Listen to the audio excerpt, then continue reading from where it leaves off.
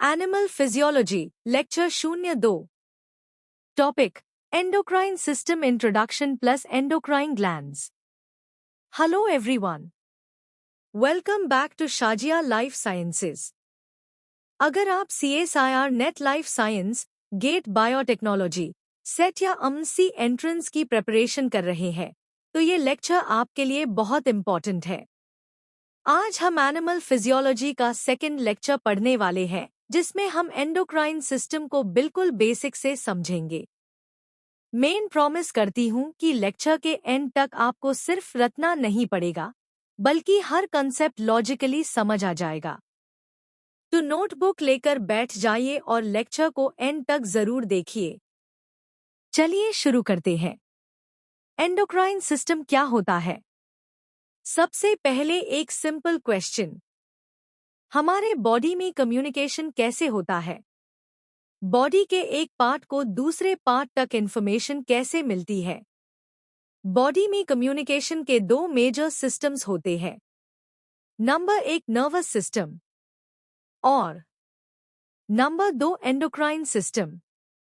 Nervous system electricity की तरह fast signal भेजता है, लेकिन एंडोक्राइन सिस्टम हार्मोन्स के थ्रू मैसेज भेजता है। यानी एंडोक्राइन सिस्टम एक केमिकल मैसेंजर सिस्टम है। ये केमिकल मैसेंजर हाई हार्मोन्स कहलाते हैं। एग्जाम में ये डेफिनेशन बहुत बार पूछी जाती है। Remember, hormone chemical messenger. Hormone क्या है? हार्मोन एक केमिकल सब्सटेंस होता है जो एंडोक्राइन ग्लैंड से ब्लड में रिलीज होता है।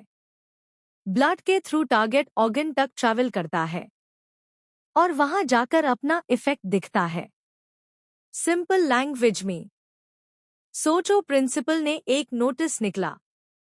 नोटिस पियोन के थ्रू हर क्लास तक पहुंच गया। यहां principal endocrine gland, notice hormone, peon blood, class target organ. कितना इजी हो गया। एंडोक्राइन ग्लैंड क्या होती है? अब एक और इम्पॉर्टेंट पॉइंट, एंडोक्राइन ग्लैंड्स को डक्टलेस ग्लैंड्स भी कहा जाता है। क्वेश्चन, डक्टलेस क्यों? क्योंकि इनके पास कोई डक्ट नहीं होती। ये हार्मोन डायरेक्टली ब्लड में रिलीज करते हैं, इसलिए एंडोक्राइन ग्लैंड्स को डक्टलेस ग्लैंड्स कहा जाता है। Exam trick, endocrine ductless, exocrine duct present. आज का लेक्चर ध्यान से देखना, क्योंकि अगर ये कंसेप्ट क्लियर हो गया तो बाद में सेकंड मैसेंजर और हार्मोन मैकेनिज्म बहुत इजी लगने लगेगा। चलिए शुरू करते हैं। हार्मोन्स को क्लासिफाई क्यों किया जाता है? सबसे पहले एक क्वेश्चन, क्या सारे हार्मोन्स एक जैसे काम करते हैं? नहीं। कुछ हार्मोन्स डायरेक्टली सेल के अंदर चले जाते हैं, जबकि कुछ सिर्फ सेल सरफेस पर रिसेप्टर से बाइंड करते हैं।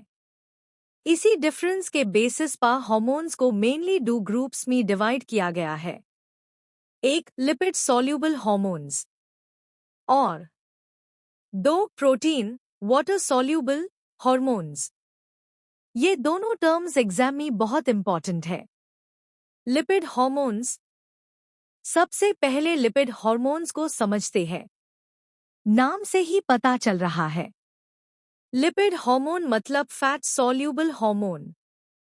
क्वेश्चन, फैट सॉल्यूबल का मतलब क्या? मतलब ये लिपिड मेम्ब्रेन को इजीली क्रॉस कर सकते हैं। आप सबको पता है कि सेल मेम्ब्रेन फॉस्फोलिपिड से बनी होती है। और एक सिंपल रूल याद रखो, लिपिड लिपिड में डिसोल्व हो जाता है। इसलिए लिपिड हार्मोन बिना किसी प्रॉब्लम के मेम्ब्रेन के अंदर एंटर कर लेता है। रिसेप्टर कहाँ होता है? ये बहुत इंपॉर्टेंट क्वेश्चन है। लिपिड हार्मोन का रिसेप्टर सेल के अंदर होता है, कभी साइटोप्लाज्म में, कभी न्यूक्लियस में। यानी रिसेप्टर मेम्ब्रेन पार नहीं होता। Exam trick, lipid hormone intracellular receptor mechanism. अब स्टेप बाय स्टेप देखते हैं। स्टेप 1, हार्मोन ब्लड से टारगेट सेल तक पहुंचता है। स्टेप 2, सेल मेम्ब्रेन को क्रॉस करता है। स्टेप 3, सेल के अंदर रिसेप्टर से बाइंड करता है। स्टेप 4, हार्मोन रिसेप्टर कॉम्प्लेक्स बनता है। स्टेप 5, ये न्यूक्लियस में जाकर डीएनए को एक्टिवेट करता है। स्टेप 6, जीन एक्सप्रेशन बदलती है, प्रोटीन सिंथेसिस होती है और फिजियोलॉजिकल रिस्पॉन्स मिलता है। एक रियल लाइफ एग्जाम्पल, सोचो प्रिंसिपल को किसी ऑफिस में जाना है। अगर प्रिंसिपल के पास एक्सेस कार्ड है तो वो सीधा ऑफिस के अंदर चला जाएगा। वैसे हाई लिपिड हार्मोन डायरेक्टली सेल के अंदर एंटर कर जाता है। लिपिड हार्मोन्स के एग्जाम्पल्स। अब एग्जाम्पल्स याद करते हैं। Steroid hormones, cortisol, aldosterone, testosterone, estrogen, progesterone. Second messenger क्या होता है? सबसे पहले एक सिंपल क्वेश्चन, अगर हार्मोन सेल के अंदर ही नहीं जा सकता तो सिग्नल न्यूक्लियस तक कैसे पहुंचता है? यहीं से सेकेंड मैसेंजर का कंसेप्ट शुरू होता है। प्रोटीन हार्मोन्स मेम्ब्रेन के बाहर रिसेप्टर से बाइंड करते हैं, लेकिन उनका मैसेज सेल के अंदर किसी और मॉलिक्यूल के थ्रू जाता है। इस मॉलिक्यूल को सेकेंड मैसेंजर कहते हैं। याद रखो, हार्मोन फर्स्ट मैसेंजर, सेल के अंदर सिग्नल ले जाने वाला molecule second messenger. Real life example, सोचो आपके घर का डोर बैंड है। आपका दोस्त बाहर खड़ा है और बेल बजाता है। वो घर के अंदर नहीं आता, लेकिन बेल की आवाज सुनकर आप अंदर से गेट खोलते हो। यहाँ दोस्त हार्मोन, डोरबेल रिसेप्टर, बेल की आवाज सेकेंड मैसेंजर, आपका एक्शन सेल्यूलर रिस्पॉन्स। इसी तरह हार्मोन बाहर ही रहता है, लेकिन मैसेज अंदर पहुंच जाता है। Important second messengers. एग्जाम के लिए मेनली 3 सेकेंड मैसेंजर सिस्टम्स याद रखने हैं। 1 cAMP, cyclic cAMP. 2 phosphatidylinositol, IP DAG pathway. 3 cGMP, cyclic GMP. इन तीनों से क्वेश्चंस बहुत आते हैं। पहले एम्प और जीएमपी समझते हैं। स्क्रीन पर आप देख सकते हैं एम्प एडेनोसाइन मोनोफॉस्फेट और जीएमपी ग्वानोसिन मोनोफॉस्फेट। जब ये साइक्लिक फॉर्म में कन्वर्ट होते हैं तो बन जाते हैं camp cyclic adenosine monophosphate, cGMP cyclic guanosine monophosphate. Exam में फुल फॉर्म्स भी पूछी जा सकती है। Camp pathway. अब सबसे इंपॉर्टेंट टॉपिक, कैंप क्या करता है? जब हार्मोन रिसेप्टर से बाइंड करता है तो मेम्ब्रेन में एडेनिलेट साइक्लेज एंजाइम एक्टिवेट होता है। ये एटीपी को कन्वर्ट करता है कैंप में। फिर कैंप एक्टिवेट करता है प्रोटीन किनसे? पीके। पीके डिफरेंट प्रोटीन्स को फॉस्फोरिलेट करता है और फाइनली फिजियोलॉजिकल रिस्पॉन्स मिलता है। सीक्वेंस याद रखो, hormone, receptor, G protein, adenylate cyclase, ATP, cAMP, PKA, response. ये फ्लोचार्ट एग्जाम में बहुत इंपॉर्टेंट है। कैंप वेल हार्मोन्स। अब इमेज के अकॉर्डिंग हार्मोन्स याद करते हैं। FSH, LH, PTH, ACTH, ADH, V receptor, glucagon, calcitonin. तो नोटबुक लेकर बैठ जाइए और लेक्चर को एंड तक जरूर देखिए। सेल सिग्नलिंग क्या होती है? सबसे पहले एक क्वेश्चन, अगर हार्मोन ब्लड के थ्रू सेल तक पहुंच गया तो उसके बाद क्या होता है? क्या हार्मोन डायरेक्टली न्यूक्लियस को कमांड देता है? नहीं, हार्मोन पहले रिसेप्टर से बाइंड करता है। उसके बाद रिसेप्टर सिग्नल को सेल के अंदर भेजता है। इसी प्रोसेस को सेल सिग्नलिंग कहते हैं। Signal flow. Hormone receptor second messenger protein किनसे सेल्यूलर रिस्पॉन्स। ये पूरा फ्लो एग्जाम के लिए बहुत इंपॉर्टेंट है। Camp pathway step by step. अब कैम्प पाथवे को डिटेल में समझते हैं। स्टेप 1। हार्मोन ब्लड के थ्रू टारगेट सेल तक आता है। Example glucagon. Step 2। Hormone membrane receptor से बाइंड करता है। यहाँ रिसेप्टर को जीपीसीआर जिप्रोटीन कपल्ड रिसेप्टर कहते हैं। याद रखिए, GPCR G protein coupled receptor. CSIR net में इसका फुल फॉर्म पूछा जा सकता है। स्टेप 3। रिसेप्टर एक्टिवेट होते हाई जी प्रोटीन एक्टिवेट हो जाता है। नॉर्मली जी प्रोटीन इनएक्टिव स्टेट में जीडीपी के साथ होता है। एक्टिवेशन के बाद जीडीपी निकल जाता है और उसकी जगह जीटीपी आ जाता है। Memory trick. जीडीपी जी प्रोटीन स्लीपिंग, जीटीपी जी प्रोटीन वर्किंग। स्टेप 4। अब एक्टिवेटेड जी प्रोटीन जाकर एडेनिलेट साइक्लेस एंजाइम को एक्टिवेट करता है। ये मेम्ब्रेन में प्रेजेंट होता है। स्टेप 5।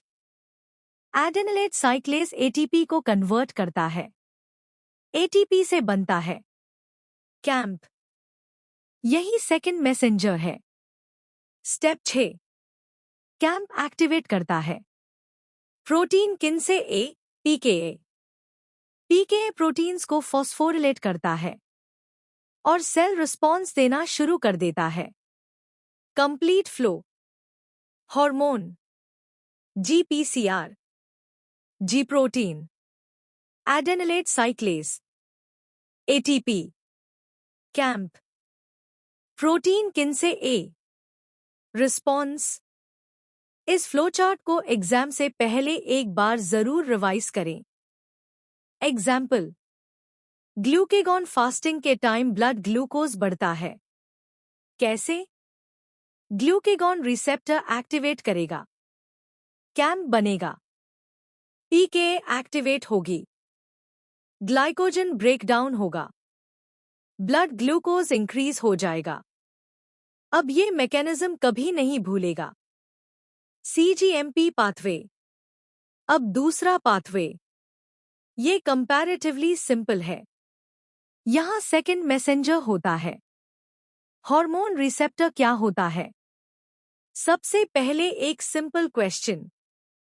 हार्मोन ब्लड में ट्रैवल करता है, लेकिन क्या वो हर सेल पर इफेक्ट करेगा?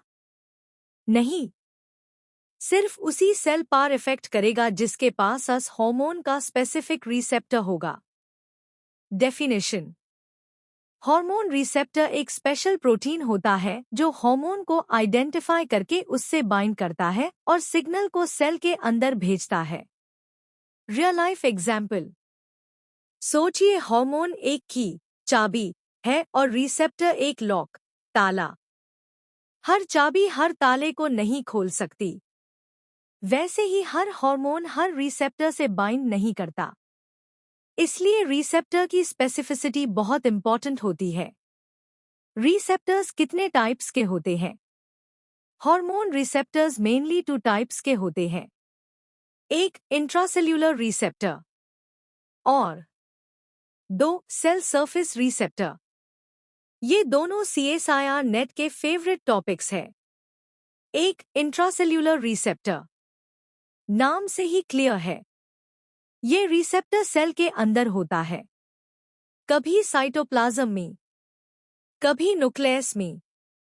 क्वेश्चन। कौन से हार्मोन्स इन रिसेप्टर्स को उसे करते हैं? आंसर। लिपिड सॉल्यूबल हार्मोन्स जैसे cortisol, testosterone, estrogen, progesterone, thyroid hormone. ये मेम्ब्रेन को क्रॉस करके रिसेप्टर तक पहुंच जाते हैं। Intracellular receptor mechanism. Step 1। Hormone membrane cross करता है। स्टेप 2। रिसेप्टर से बाइंड करता है। स्टेप 3, हार्मोन रिसेप्टर कॉम्प्लेक्स बनता है। स्टेप 4, कॉम्प्लेक्स न्यूक्लियस में डीएनए से बाइंड करता है। स्टेप 5, जीन एक्सप्रेशन चेंज होती है। स्टेप 6, प्रोटीन सिंथेसिस होती है और फिजियोलॉजिकल रिस्पॉन्स मिलता है। इंपॉर्टेंट पॉइंट, इस प्रोसेस में टाइम लगता है, इसलिए स्टेरॉयड हार्मोन्स का response slow but long lasting होता है। Cell surface receptor. अब दूसरा रिसेप्टर, ये प्लाज्मा मेम्ब्रेन के बाहर होता है। क्वेश्चन, कौन से हार्मोन्स आईएससी यूज करते हैं? आंसर, प्रोटीन और peptide hormones. Examples, insulin, glucagon, growth hormone, FSH, LH, ACTH, ADH. ये मेम्ब्रेन क्रॉस नहीं करते, सिर्फ रिसेप्टर से बाइंड करते हैं और सेकेंड मैसेंजर एक्टिवेट कर देते हैं। सेल सरफेस रिसेप्टर्स के टाइप्स। अब थोड़ा advance concept. Cell surface receptors भी कई टाइप्स के होते हैं।